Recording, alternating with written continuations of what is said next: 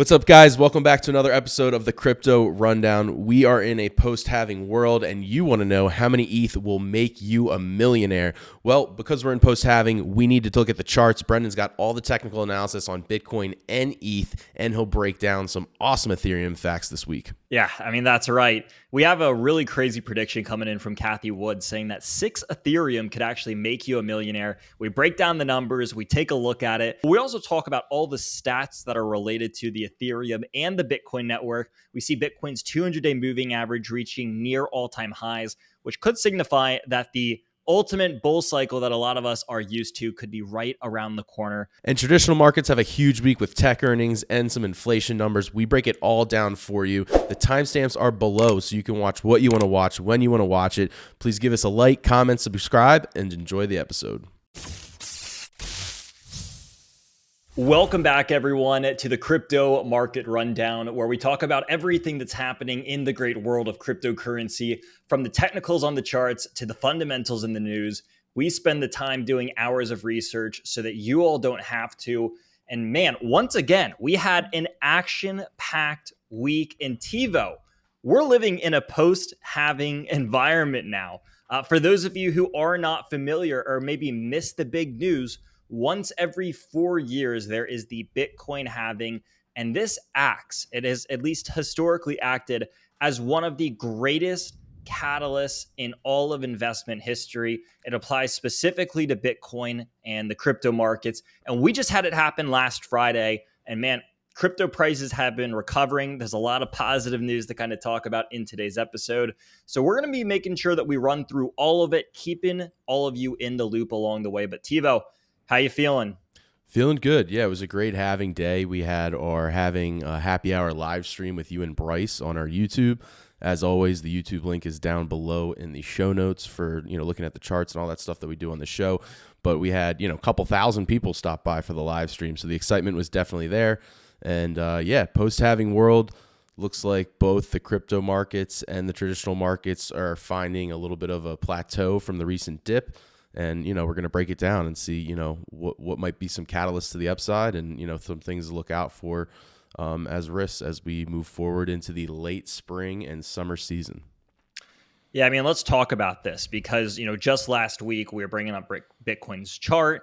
Bitcoin was consolidating towards the lower end of the $60,000 range. It's the bottom of our current consolidation zone, a very pivotal support level where it's, hey, if we break this level, we could easily drop another $10,000 or so. And if we hold this level, we could easily rise $5,000 to $10,000 back up to the key resistance point.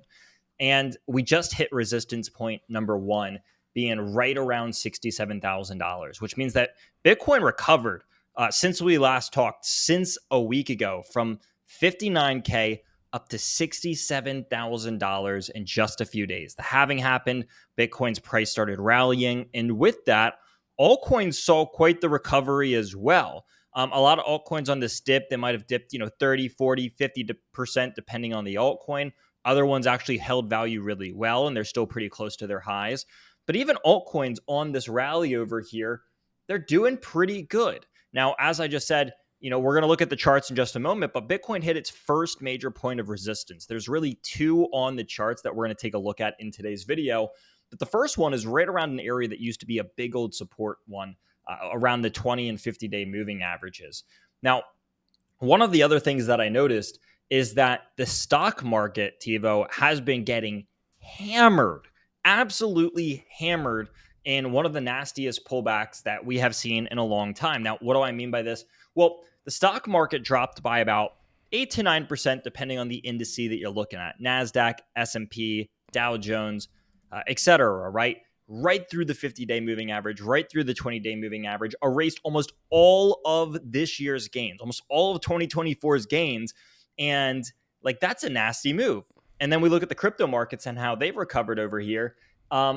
And suddenly, people were looking at crypto going, why is it falling? When in reality, it's not just crypto. And we've talked about this before, but, all on-risk assets were suffering. But man, the stock market really got hammered. And I think it took me by surprise. And once again, I was kind of looking at the end of last week going, man, I'm glad I'm in crypto more than I am in the stock market. And what I'm actually going to do here is just go ahead and flash up a chart. But I think that there's a clear distinction between what people in crypto are used to and what people in the stock market are used to. Because it's funny seeing this as this like catastrophic dip on something like Nasdaq. And this is the one that I'm talking about. And we measure this, and it's like an 8.5% drop, and it erased all of this year's gains, almost all of this year's gains. And meanwhile, we look at the crypto market and we're like, oh, like we do 8.5% in a day, let alone, being this massive catastrophic move off the top. And I just think it's funny how the dynamic works, and that there's probably a lot of people kind of in the same boat that are either, not in crypto, getting into crypto for the first time, and they're seeing this.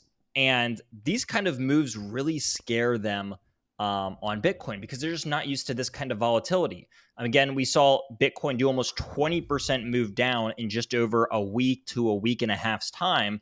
And this has been something that has been like a very large scale, scary move that has been like half that or a third of that in the stock market. So I wanted to kind of use this as a little bit of a point of distinction between the crypto markets and the stock market.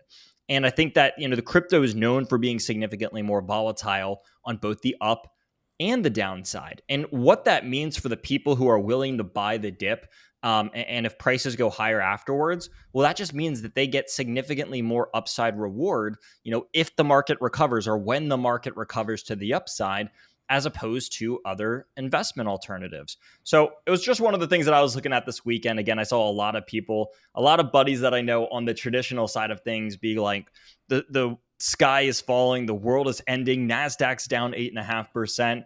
And then us crypto users on the other side over here are like, oh, the market's down 8.5%. Bitcoin did that in a single day or in a 48-hour window a week ago. And it gave me a little bit of a laugh about how much of an iron stomach I think a lot of crypto users have built up. Like the tolerance to exposure, the tolerance to volatility is certainly there for a lot of crypto users. And, Tevo, I know, you're, fairly newer to the crypto side of things within recent years. Would you say that you are already feeling like that tolerance build up to the volatility? Yeah, like you said, you kind of get numb to it after a while. I think that it does, but the interesting correlation of the two, even though it's less percentage-wise, it seems that it's always the same trend, and this is probably a lesson of life, is the way up takes longer, and the way down is snap-neck speed on both of them. Like, even though it's 8%, like I think I'm looking at just a high-view Nasdaq chart, it was like February 1st, the last leg up was like February 1st to April 11th, so basically 2 months or 6 weeks, and then the 8% drop that you said was literally maybe 8 trading days. Oops, so that was the wrong chart. Yeah, I mean, if we pull it up for Nasdaq, right? Is that what you're talking about? Yeah. Yeah. So yeah, I mean, we look at the leg up, and you're right. It's about a couple month window. What about can we? An interesting comparison might be go back Nasdaq and Bitcoin. Remember the after Christmas, that January drop, right after the ETFs were approved. The Nasdaq had a little bit of a pullback as well. It wasn't as big. It's probably half of what it was today, but it looks like kind of a similar support point, and I think we're kind of still mediating on the same macro things. It's rate cuts. The economy seems to be humming along in a good fashion, but we're not getting as many rate cuts as we forecasted at that time. So we're basically digesting the same news, but we're at a different point in the game. Yeah, and we're going to talk about that actually. We have some inflation numbers that are coming this week that'll affect rate cuts. It's been a big talking point because it seems like the Fed's in limbo now and they're not sure what to do about it. And I don't want to spoil the little tidbit or the section that we're going to have on it in a little bit. So we'll save it for later. But I think it's a good point to bring up because it's something that we're going to be addressing because a lot of people are wondering about it. It's at the forefront of just about everyone's mind here. Now, I guess the deeper question is like, well, what about the crypto side? Well, this is that major resistance that I was talking about. We came down to $60,000. This is an area that we bounced once, twice, now 3 separate times. And we can see that we also have, roughly 1, 2, 3 touch points of resistance. And we've just been bouncing around inside of this zone for a long time. about a month and a half now, almost 2 months. And so upon this most recent touch of the support, we rallied off of this right to resistance number one. Now, what is this minor resistance level? This is going to be the 50 and 20-day moving average, which was previously upon the way up. Like, this was an area of support for Bitcoin. Ever since we broke over here, we were riding and bouncing off the 20-day moving average. Same with the 50 over here. But now we're below the 50 and 20-day moving average, which isn't anything too concerning. Again, these are some of the smaller time frame moving averages. Bitcoin has broke this in the past and still recovered after falling below them. We've seen this countless times. But as we're kind of coming up over here, this is going to be resistance number one. And this is exactly what we saw Bitcoin kind of tap, hit this level, reject it a little bit. And now I would imagine that Bitcoin either goes for a retest of the primary support, or ideally, in the bullish situation, we actually see a little bit of a pullback into a higher low and rally. Now, if you're a bull, that's what you want to watch out for. You want to watch for a higher low and a bounce off of support in like a worst case situation. Now, again, the main resistance is sitting right at the bottom end of 60K, high end of the 50,000s. And this is a big support level. And so I wouldn't say it's completely off the table that if we break this, again, I think we could fall back down to the low 50s, high 40s. This is an area where the 200-day moving average is, but also it's a huge accumulation zone. We look at how Bitcoin consolidated and used this area as resistance previously, all the way from the end, or rather the beginning of December, all the way up into February and March. This was a big old accumulation zone. So I think it makes the most sense that, hey, if we crack here, it's likely that Bitcoin falls down. We're still a while away from doing that. And I think it's fighting the overall trend. Because when we look at a scenario like this on Bitcoin, just the way that the candle chart is forming, the way that price action is moving, it looks like a big old bull flag. Now, nothing is foolproof, which is why we talk about both sides of the scenario, the up and down, so that we can hope for the best and still be prepared for the worst. But on the positive side, on the flip side, if we're looking at the bullish perspective about Bitcoin going higher, which is going with the trend, and we always say that the trend is your friend, that scenario is going to say, hey, Bitcoin's going to see a higher low, bounce off support, and continue its move to the upper resistance level, which is going to be around the low 70,000s, which is going to be the all-time high prices for Bitcoin that we've tested 3 prior times in the last month and a half to 2 months here. Now, if Bitcoin breaks this, just in the same way that, hey, if we break the bottom support, we could fall $10,000, in the same way that, if we break this upper support area, I think it's very possible for Bitcoin to make a $10,000 move to the upside and start pushing towards the high 70s, low 80s. And I don't think that that's any kind of like outrageous or greedy move.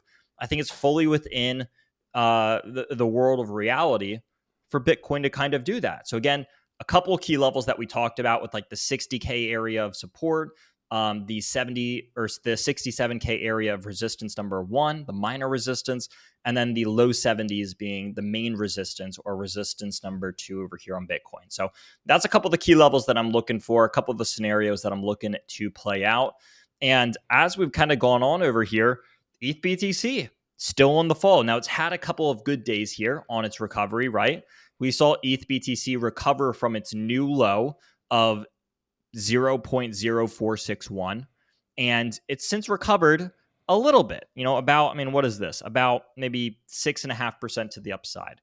Now, the tough thing here is that ETH BTC is still in an overall downtrend, and we're going to talk about some of the stuff that's actually happening on Ethereum, because despite the ETH BTC ratio looking like this, there's a lot of really, really positive things happening on Ethereum that we need to address. And again, I think that there's one main catalyst that is contributing to Bitcoin consistently outperforming Ethereum up until this point.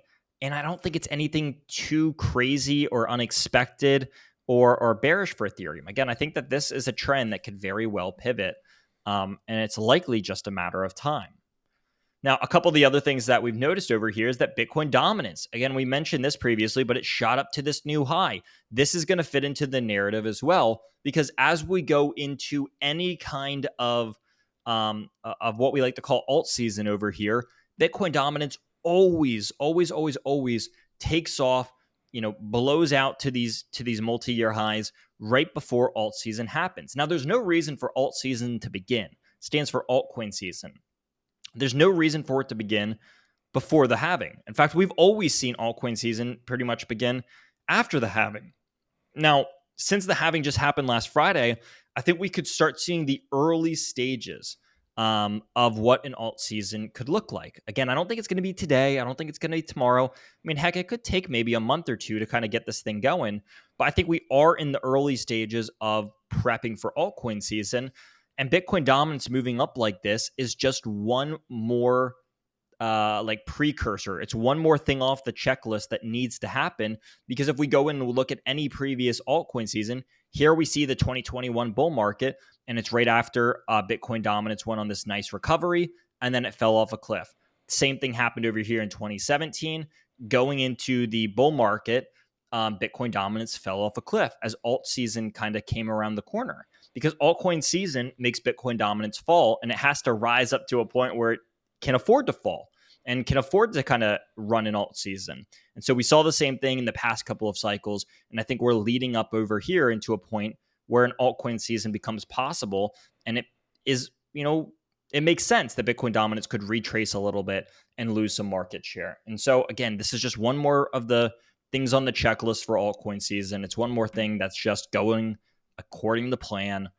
We're not deviating too much here from the 4-year cycle. I mean, even with the amount that Bitcoin has dipped over here, we've talked about how in these uptrends, inside of these bull markets, we've seen Bitcoin pull back 20, 30, 40% before continuing the new highs.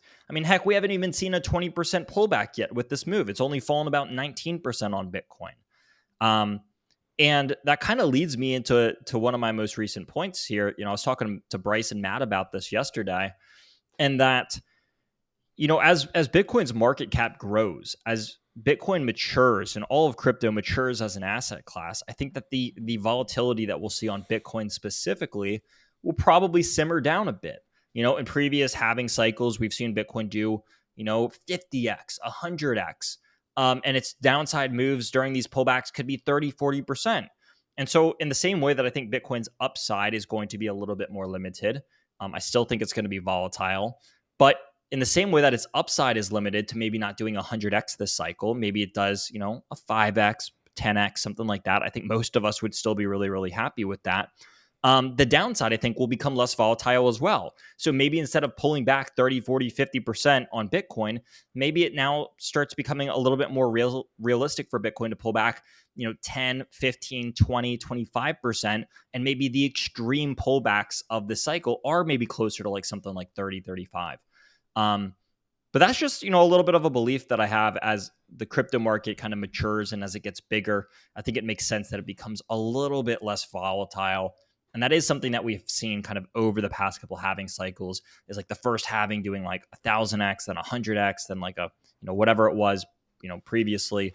So it's one of the little things that I've been kind of paying attention to over here. And, Tevo, I think, talking about the buyers here, one of the things that you brought up to me, Tevo, is that, tax season is also coming to an end as well. And a lot of people were probably taking profits and, taking out money so that they could pay off their taxes and their crypto gains and other stuff.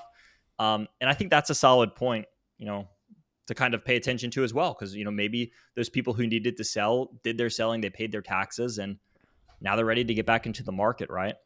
Yeah, 100%. So you've had, even though we've talked about the pullbacks in all markets, if you bought, in theory, if you bought the dip, during the tech sell-off a year and a half ago, and even that run from the fall to the new year, maybe you sold a little bit of stocks for some Christmas money. And then, even if you didn't, I know the tax rates were a little bit higher this year across the board, which obviously is a different conversation, but the facts are the facts. So I know I was somebody that got my tax bill, and I budgeted X, and, it came in about 20% higher. And I was, I was a little shocked, honestly. So you got to move some money around, and depending on how you save or how you invest, maybe you have to go in and sell some things. So yeah, I think that's totally something that, we can obviously put past us now, but you can't rule it out. You can't rule it out at all. Yeah. Well, what do you say we talk about Ethereum, right? We're alluding to the topic of Ethereum. A lot of people are interested in it. And Kathy Woods here recently came out with a really catchy, headliney headline, title, whatever you want to call it, saying that 6 Ethereum could make you a millionaire. Now, to break this down into numbers for everyone who's a number person out there, this would mean that each Ethereum would be worth roughly $166,000. Now, if you're not familiar, the current price of ETH is right around 3,200. This would mean that 6 Ethereum is currently worth 20,000, and Kathy Woods is saying that 6 Ethereum could make you a millionaire. So what this would mean is that Ethereum would have to do roughly a 52x in order for it to, kind of reach this price point. And Ethereum already has a market cap of just shy of $400 billion. So, maybe we can run the math on this and do 400 times or 400 billion times 52 and see what that comes up to a market cap. That's a pretty big number. So I think when we're looking at these kind of predictions, maybe in the really, really long term, but that's not something. And I'm a huge Ethereum fan. I own a lot of Ethereum. It's probably one of my biggest holdings. But to say that Ethereum can get to $166,000 anytime soon, I think it's a little bit of a stretch. Tevo, do we have a number crunch on what that would look like? Is it, you said 400? Yeah, it's billion? we'll do 400 billion times 52. So then 20 trillion? So that's about right. 20 trillion. 20, just for Ethereum. 20 trillion 800 billion. Jeez. Dollars. So yeah, we get the picture in that, like, that's huge. A $20 trillion market cap for Ethereum alone is a bit of a push, at least for any time in the close future. So I don't know. I see stuff like that. I'm all for the big lofty predictions. However, I just don't want listeners to see that and be like, oh my goodness, this is my chance to turn my $3,200 of Ethereum or my $20,000 worth of Ethereum into $1 million this cycle. Because I just don't think it's a reality. I would love it to be. I mean, heck, we'd all be millionaires. However, I mean, Tevo, we'd be getting that jet ski that. Oh, dude, we'd have, if that was the case, I think we'd have one of those yachts that has like a jet ski garage in it. Yeah, spot on. I'm on board with that. So, Kathy Wood, I hope that you're right. I want you to be right, not only for my holdings, but for most of the listeners' holdings as well. I sure hope Ethereum hits $166,000 soon. But I think it's a little bit over optimistic for me. But that doesn't mean that nothing good's happening on Ethereum, because I think Ethereum, from a fundamental standpoint, is still crushing it. And there's that one catalyst that's holding back Ethereum dominance compared to Bitcoin. But we'll get on that in just a bit. So let's flash some of these charts up on the screen. And I guess we'll kind of talk about Bitcoin first before we get into Ethereum, because there's a couple other news articles to kind of talk about. But Bitcoin's 200-day moving average here is approaching a record high. Now, what does this mean? Well, its previous peak was $49,452. And I think we have a little graphic to kind of show along with this. Yeah, there it is.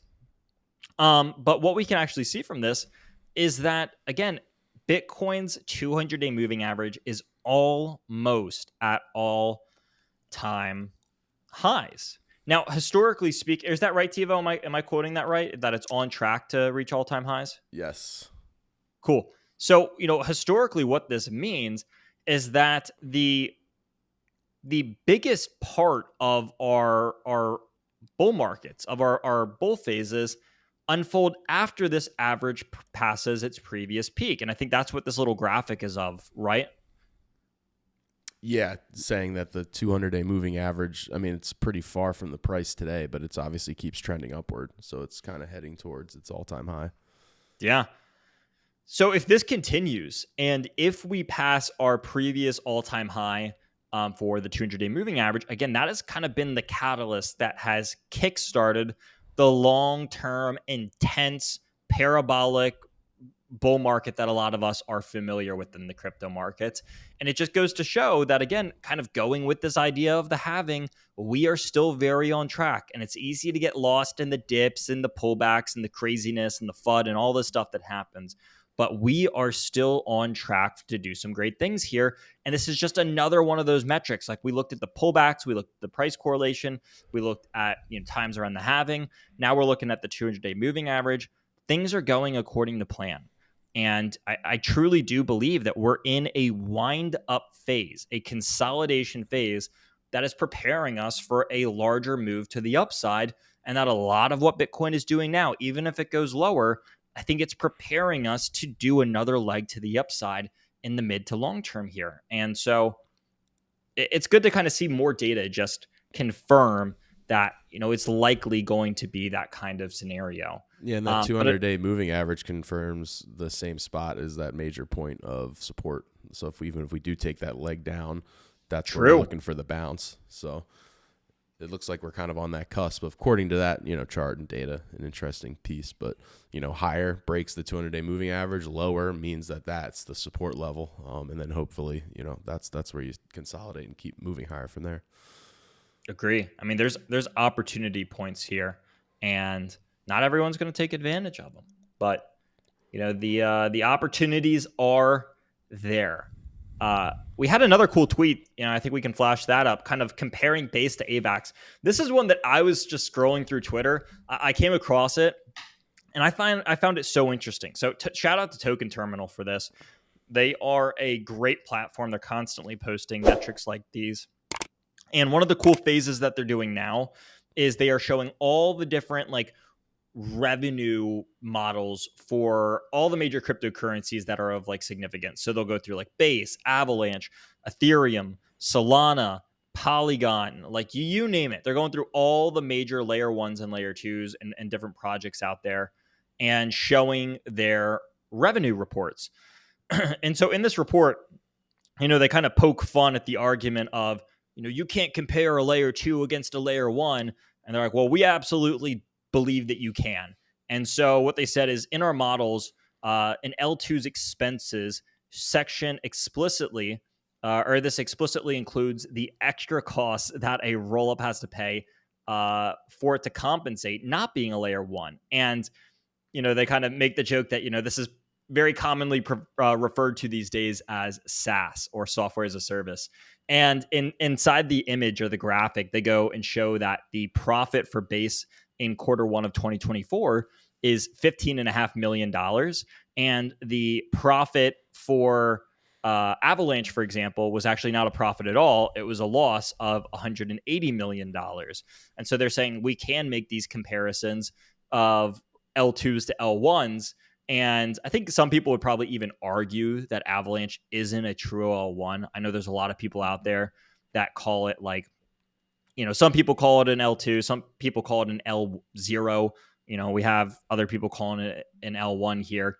But either way, I think the point still kind of sits true in that when we look at, certain projects, I think it's important to look at which ones are profitable. And I'm a fan of Avalanche. Full transparency, I have exposure to both the Base network and the Avalanche. I like both of them here, but it goes to show that, looking at profit is definitely important. And we've talked about Base a lot in recent weeks, and that's because it just continues to perform and perform and perform. And ultimately, profitability is key. It doesn't matter if you're a traditionally traded stock company. It doesn't matter if you're a cryptocurrency project. The goal here is to be profitable. And if you aren't profitable over the long term, it's generally not a good sign to just be losing money and money and money. And so it was something that stood out to me. Again, Base just back in the news for all the right reasons and continuing to kind of take the lead from a profitability standpoint. And so for the people who aren't watching on screen, we can see the fees, the revenue, the expenses, and then the overall profit of Coinbase, or not Coinbase, excuse me, the Base layer 2 compared to Avalanche. I think the interesting thing to keep an eye on is, well, something for me is that I wonder how much, because Base is newer, obviously, and it's taking over our space. How, if at all, how long or if at all have they been talking about this during their earnings calls? Because obviously Coinbase trades as a proxy stock to Bitcoin.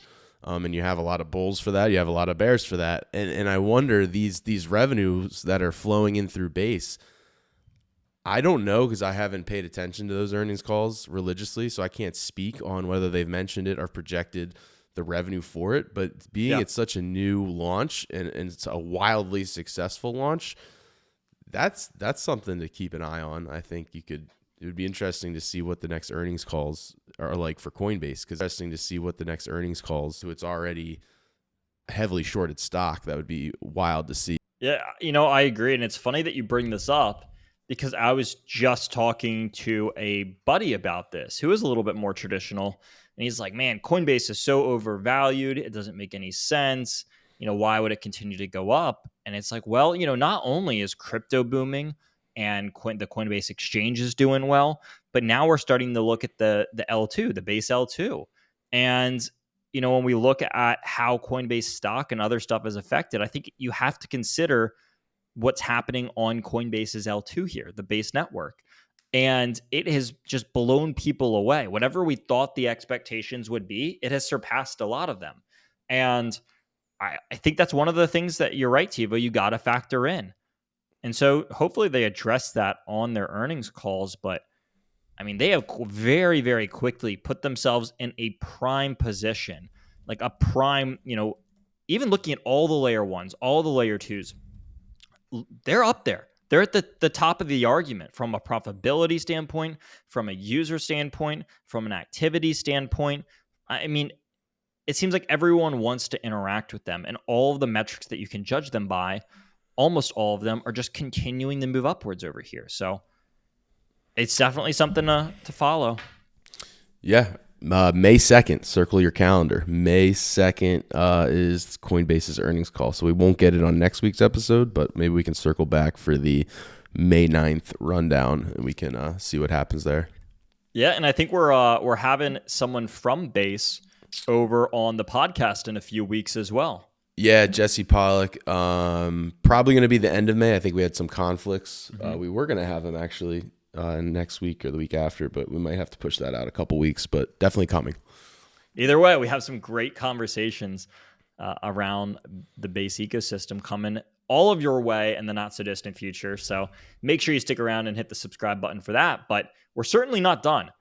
We also have everything that's happening on Ethereum. So let's flash some of these charts on the screen, going off with the first one. But I wanted to kind of kick off this little segment by just stating the obvious that Ethereum is continuing to evolve here. And what this little chart, again, going back to Token Terminal, shout out to you all, they kind of show how Ethereum has evolved since quarter 2 of 2021 to quarter 1 of 2024, just a few years later. Now, using this same fee and revenue and expenses and profit and loss models, we can compare Ethereum back in 2021 to Ethereum in the current day. And what we're seeing is that Ethereum is wildly more profitable. And so not only has their revenue increased from $0 to $1 billion in a single quarter, but their expenses have gone from being multiple billions to hundreds of millions. So they have increased Ethereum has increased revenue and reduced expenses drastically. And so what this has done is this has made Ethereum going from a loss essentially of almost $3.5 billion in a quarter to now being in profit for the first quarter of 2024, almost $370 million. So when we're looking at the evolution of Ethereum, this is a wildly positive thing. And if you thought Ethereum could get to an all-time high while operating like this with the billions of dollars of losses and expenses and other stuff, well, I'll tell you what, I fully believe that Ethereum can get back to an all-time high this time around when it's deflationary, when activity is increasing, when it's becoming more scarce, when it's more profitable than ever. And I think that we actually have a true argument to kind of make this case. So the next logical thing to look at, and we just mentioned it, was the deflation rate of Ethereum. And so what we're seeing now is that Ethereum is still deflationary. And we've talked about this in previous crypto rundowns, but Ethereum has been deflationary since like the end of 2022, beginning of 2023. There's these little short periods here and there where you can see that it turns a little bit inflationary, where it's like, a 0.2% inflation rate or something like that. But for the majority of the last year and a half, 2 years, Ethereum has been deflationary and its supply continues to shrink. And even in the current day, we're seeing that be the case. Ethereum is continuing to become more rare, more and more of it's being burned. And, transactions on the Ethereum network are also skyrocketing. And so when we look at this, look at the past. This goes all the way back to April of 2023, a year ago. We're just steadily climbing, and we can see the pickup in October. But the transactions on the Ethereum network, when we measure it from a 7-day moving average, it's just climbing.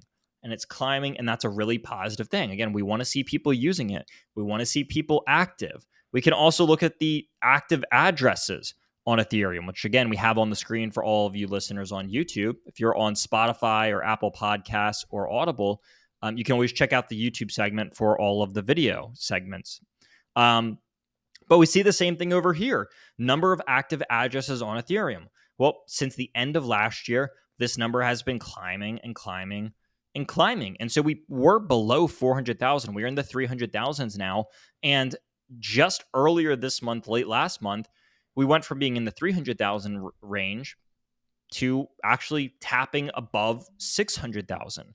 So the number of active addresses on Ethereum, when we measure that by a 7-day moving average or a weekly moving average, it's also increasing as well. So we have a deflationary token with awesome levels of profitability now that is seeing, an increase in transactions, an increase in active addresses.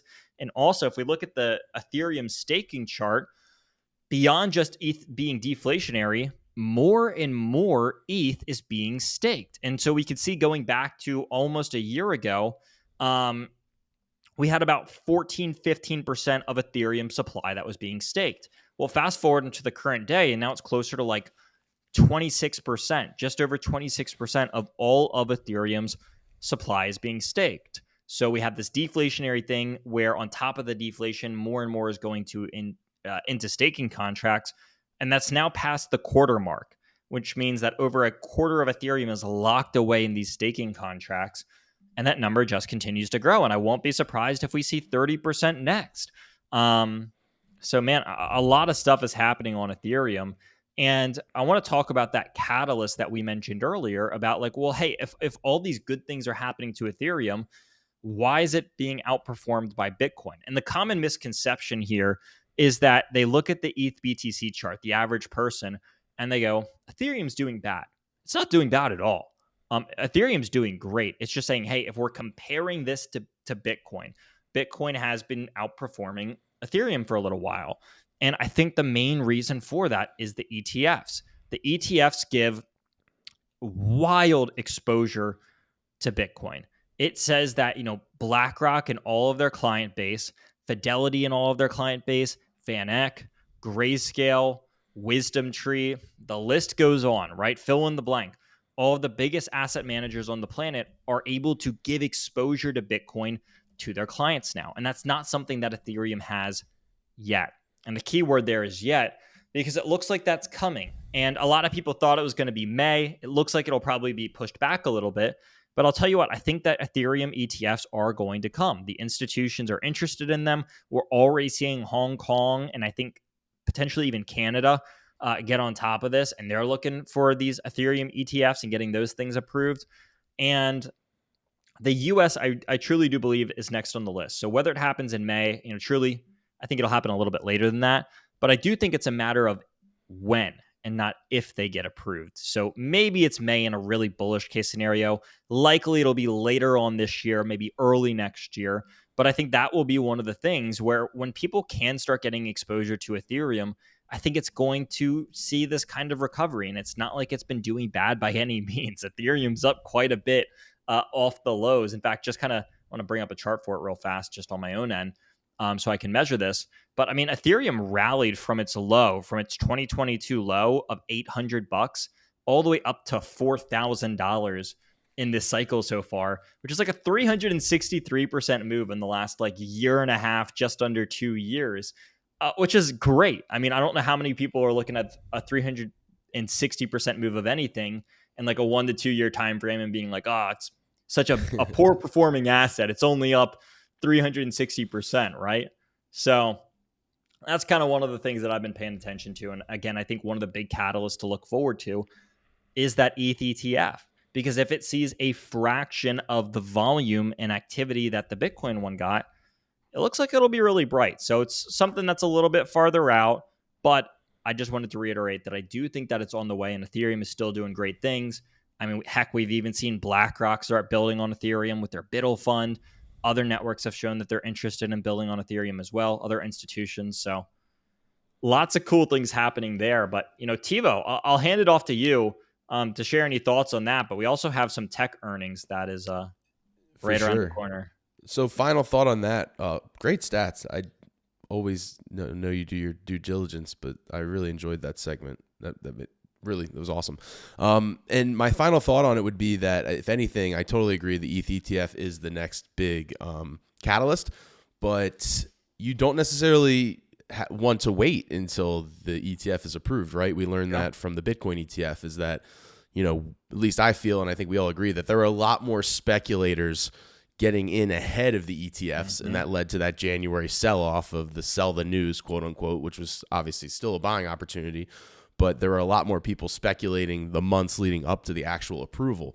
So, with all this good news on ETH and all that, maybe now's the time to buy if you want to, secure your early spot in that speculation. As, it looks like the ETH ETF won't get to go this May, but, maybe later this year or early next, it's something that, these big money managers that all wanted the Bitcoin ETF want the ETH ETF. And if it's going to be profitable on their balance sheet, it's something that they're going to push towards.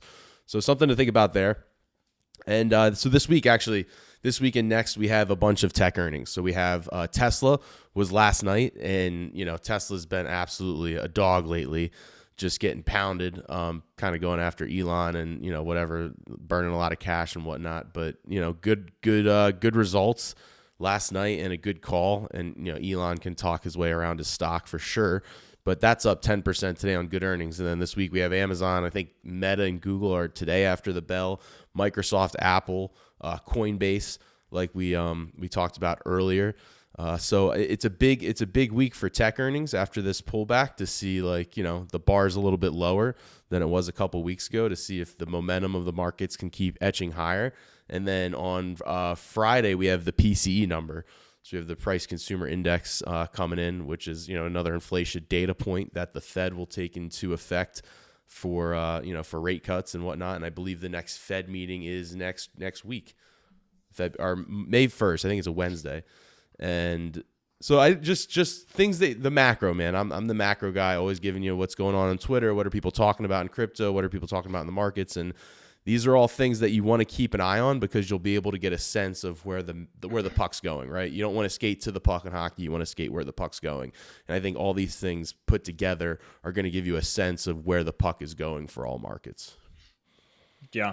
And the inflation numbers will be big, because those have taken a lot of people by surprise here recently. We were going into this year saying, hey, it looks like we're going to get 3 to 6 rate cuts, and it's about time. We've all been waiting and wanting it. Whether you're a real estate person, a stock person, a crypto person, it really doesn't matter. I think everyone's just been itching for some rate cuts. And we got the previous CPI report, and truth be told, to put it bluntly, it came out bad. It was saying, hey, we're at a worse spot. And now it wasn't awful, right? We went up by, I think, like 0.1%, but everyone was expecting inflation to drop, or if not in a worst case scenario, kind of stay the same. And when we compared it to last year, it got worse. And so, how could we look at the possibility of cutting rates when inflation is getting worse after everything that we've done, after all the hikes, after all the, the rate halts, and everything else that has been kind of going on in the background to kind of counter CPI and counter inflation? We're now looking at it and saying, hey, we're worse than where we were last year. And so I think the Fed looked at that, and initially they're like, we're not gonna hike, which people celebrated about. But then it came out that they were basically saying, hey, we don't even think that we're gonna cut any more this year. And that's a real possibility now. And that's one of the things that they were talking about, is saying, we're not even sure if we're going to cut rates anymore. And so now we went from this idea of maybe 3 to 6 rate cuts to now having potentially 0, and us not even getting around to a rate cut until 2025. And For so sure. Hold on. The other counter Yeah. side to that is what makes a market is that the Yeah. economy is still strong. So that's why these earnings are so important. Is Yeah. that, hey, we might be looking at a different world where we went from 7 rate cuts to 2 to 1 to maybe none, like you're saying. But these earnings, these companies, man, True. they're printing money from True. travel and leisure to industrials, and that's why it's gonna be interesting to see the tech earnings this week. But the banks and the money managers like Goldman Sachs is at an all time high right now. So the economy seems to be holding up strong, which is that soft landing term that gets thrown around. But that it kind of seems like we're in limbo, right? Because even if the Fed was to cut rates, if the economy is going down the toilet, that's still a sell the news event, because if the economy's crap, then they're having to cut rates to try to save the economy. So it's an interesting tango that we're doing right now. Yeah, and I think that the recent move to the downside really throws a wrench in it. And that's what's going to make this one so spicy, because you're right. Like, up until recently, the market was heading higher and it was like, oh, like we can kind of afford to do this because everything's going well. And then we fell off a cliff. And so now it's like, oh man, like what's going to happen? And it gets me a little bit anxious. And All I gotta say is this: if this job doesn't work out for me here, I'm gonna become an economist and forecast rate cuts, because these guys haven't been right in like 5-6 years. Yeah. Through COVID, through all this, nothing's been right. Yeah. So if this doesn't work out, I'm coming to be an economist to forecast rate hikes. I'll come join you. We'll have a segment and we just give wild. I was gonna say we'll give our wild predictions, which will probably be more sensible than whatever is getting thrown out there now. So, yeah. fun So last times, topic fun times. here, great show, long show, man. We always think we don't have enough to talk, and then look at it, we're at 40 minutes plus. But so we caught this this morning and last night. So there seemed to be a little bit of confusion with the HBAR community, and I know you have a spicy take on that. But the HBAR community seemed to promote that there was a partnership with BlackRock and HBAR, and it sent the token soaring for a hot second there. But that was not the case. It just seemed to be that HBAR was using its technology to tokenize some type of BlackRock fund. So it's not a true partnership by any means. So I know you have a spicy take on that one. Yeah, I mean, I hate to say it, but this is typical HBAR fan base behavior here. And it's a shame because let me just go ahead and say the HBAR team are probably some of the most intelligent people that I've ever spoken to, probably some of the smartest people in all of crypto. I've talked to Lehman Baird. I believe that's how we pronounce his name, but I've had multiple interviews with him and other members from his team. And seriously, they are geniuses and masterminds. And I can only imagine them like waking up and seeing this news and just like face palming and being like, oh, because that's probably the first that they've heard of it. These are like the head honchos behind the scene, and they're like, "What? We have a partnership with, or we have a partnership with BlackRock now." But yeah, I mean, you really got to be careful what you read on the internet, and people will take these things like this and they'll twist it. And there's fanatics out there that are part of any community. So you got to be careful about the fanatics who just immediately see something, misinterpret it, post it on the internet, make it look better than it actually is. And it happens on other projects too. A lot of news gets twisted, whether it is HBAR, whether it's XRP, whether it's Stellar Lumens, fill in the blank, right? There's a lot of projects out there that will take news and they'll twist it to make it sound better than it actually is. We go from HBAR trying to tokenize one of BlackRock's funds to all of a sudden being a BlackRock partner with the largest institutional asset manager on the planet. And you got to just be careful. So it's always important. Fact check your information, double check your sources. Don't believe everything that you read on the internet. And that goes for us as well. Again, we're not perfect. We believe that you should question everything and fact check everything that's out there. And, we live in an age where you just got to be careful with what you read and what is believed right off the top of your head. So, Tevo, any thoughts on your end before we? Yeah, just anything big like that with a huge company, you're going to be able to, you see it on X, don't go run and buy it. Do your research. You're going to be able to find a big announcement like that on BlackRock's website. A bunch of other news media outlets are going to post articles like that. So just because you see a couple tweets from some, person that has money sign HBAR in their bio, don't go run and buy that specific project. Yeah. Well said. Well, hey, I think that can bring us to a wrap to today's episode, a 50-minute episode. So, I think you're right. Every time we talk and we're like, do we have enough material? Maybe we do, maybe we don't. And we get in and we're an hour deep. So it's funny how it works out. But man, hey, we really love doing this. We love talking about everything that's happening in the great world of crypto. Like we always say, from the technicals on the charts to the fundamentals in the news, we love covering it all so that you all don't have to go through and sift through all those articles that maybe could be true and could be fake. And you don't have to go learn all the charts, and you don't have to go pay attention to everything that's happening, because we know that there's a lot. So, all that we ask here is that if you like the content that we make, hit that like button, hit that subscribe button. If you're on Spotify or Apple Podcasts or Audible or something like that, leave us a review.